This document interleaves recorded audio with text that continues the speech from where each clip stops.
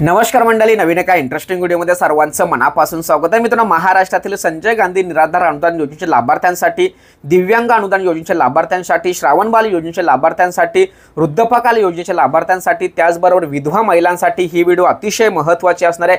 कारण मित्रांनो, महाराष्ट्रातील सर्वच निराधार बांधव थकीत अनुदान कधी मिळणार, त्याचबरोबर वाढीव अनुदानासंदर्भात राज्य सरकारच्या माध्यमातून नेमका किती आकडा जाहीर होतो या प्रतीक्षेमध्ये संपूर्ण महाराष्ट्र आहे। त्याचबरोबर राज्य सरकारच्या माध्यमातून बच्चूभाऊ कडू यांच्या बरोबर एक मीटिंग सुद्धा आयोजित केली आहे आणि 2 तारखेला ही मीटिंग होणार आहे। संध्याकाळी या मीटिंग मध्ये नेमका निर्णय कोणता घेतला जाणार आहे, त्याचबरोबर दुसऱ्या दिवशी मंत्रिमंडळाच्या बैठकीमध्ये, त्याचबरोबर अधिवेशनामध्ये राज्य सरकारच्या माध्यमातून वाढीव अनुदानासंदर्भात नेमकी राज्य सरकारची भूमिका काय आहे, या सर्व गोष्टींच्या प्रतीक्षेमध्ये माझा निराधार बांधव आहे। आणि या निराधार बांधवांसाठी ही व्हिडिओ अतिशय महत्त्वाची आहे, कारण मंत्रिमंडळाच्या किंवा अधिवेशनाच्या पहिल्याच दिवशी पुरवणी मागणी जी केली होती सामाजिक न्याय व विशेष विभागाने, ती या ठिकाणी मंजूर करण्यात आलेली आहे। मी स्क्रीनवरती एक चार्ट किंवा एक इमेज दाखवतोय, त्यामध्ये स्पष्टपणे असं सांगितलं आहे की सामाजिक न्याय विभागाला 3700 कोटी इतका निधी मंजूर करण्यात आलेला आहे। आता एक लक्षात ठेवा, 3700 जो कोटी आहे हा अतिरिक्त निधी आहे। लक्षात ठेवा, 2025 आणि 2026 साठी जेवढाही सामाजिक न्याय व विशेष विभागाला निधी लागतो तो मागच्या अधिवेशनामध्ये मंजूर करण्यात आलेला आहे। परंतु आता दिव्यांग बांधवांना, त्याचबरोबर विधवा महिलांना माझ्या सामाजिक न्याय व विशेष विभागाच्या माध्यमातून जो वाढीव अनुदान दिला जाणार आहे, त्या वाढीव अनुदानासाठी 3700 कोटी रुपयाचं या ठिकाणी पुरवणी मागणीद्वारे निधी मंजूर करण्यात आलेला आहे। त्याचबरोबर याच रकमेमध्ये थकीत अनुदान सुद्धा असणार आहे। अशा पद्धतीने अतिशय आनंदाची बातमी पहिल्याच दिवशी या ठिकाणी राज्य सरकारच्या माध्यमातून आलेली आहे।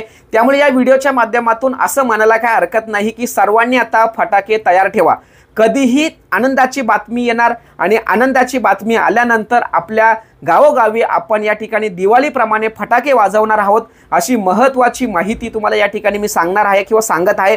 कारण मित्रांनो, या ठिकाणी पहिल्याच दिवशी आपल्याला एक आधार दिलेला आहे।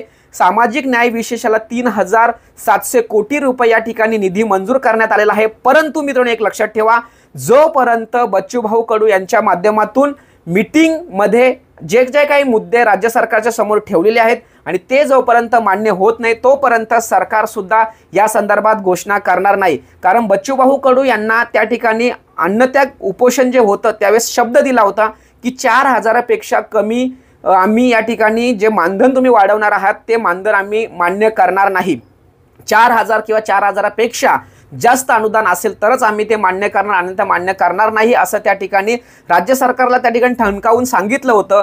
त्याच पद्धतीने ही जी 2 तारखेला जी मीटिंग होणार आहे संध्याकाळी, त्या संध्याकाळच्या मीटिंगमध्ये सुद्धा असा हा 4000चा निर्णय घेतला जाणार आहे आणि 4000च्या निर्णयावरती या ठिकाणी दुसऱ्या दिवशी अधिवेशनामध्ये घोषणा होण्याची शक्यता आहे। परंतु जोपर्यंत बच्चूभाऊ कडू यांच्या माध्यमातून हा होकार येत नाही तोपर्यंत सरकार निर्णय घेणार नाही। परंतु आनंदाची बातमी अशी आहे की बच्चूभाऊ कडू यांच्या माध्यमातून किंवा सरकार आणि यांच्या माध्यमातून जी मीटिंग होणार आहे त्या मीटिंगच्या अगोदर राज्य सरकारने या ठिकाणी अतिशय आनंदाची बातमी म्हणजे पुरवणी मागणीच्या माध्यमातून 3000 कोटी रुपये या ठिकाणी मंजूर केलेला आहे आणि यामध्येच थकीत अनुदान असणार आहे आणि याच मध्ये वाढीव अनुदान सुद्धा असणार आहे। परंतु मित्रांनो, थकीत अनुदान राज्य सरकारच्या माध्यमातून लाभार्थ्यांच्या खात्यामध्ये कधी जमा होणार आहे, त्याचबरोबर वाढीव अनुदानासंदर्भात महत्त्वाची घोषणा विधानसभेमध्ये होते का, अधिवेशनामध्ये होते का, याची आपल्याला वाट बघायची आहे। या ठिकाणी मी तुम्हाला स्पष्टपणे सांगतोय की थकीत अनुदानाबद्दल राज्य सरकार कोणत्याही प्रकारची भूमिका घेणार नाही,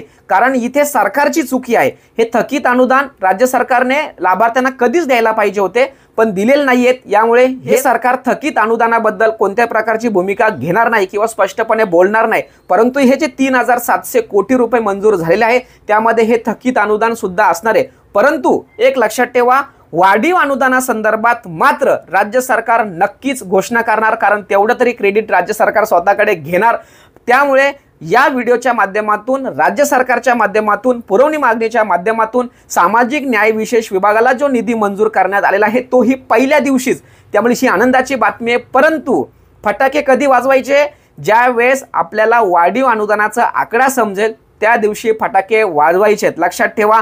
आणि ज्या दिवशी फटाके वाजवण्याची वेळ येईल त्या दिवशी नक्कीच ती आनंदाची बातमी माझ्याकडून तुम्हाला येणार, लक्षात ठेवा। बाकीच्या चॅनलवरती तुम्ही वेगवेगळ्या पद्धतीचं तुम्हाला सांगितलं जातं, परंतु आपल्या चॅनलवरती मात्र खरी माहिती दिली जाते।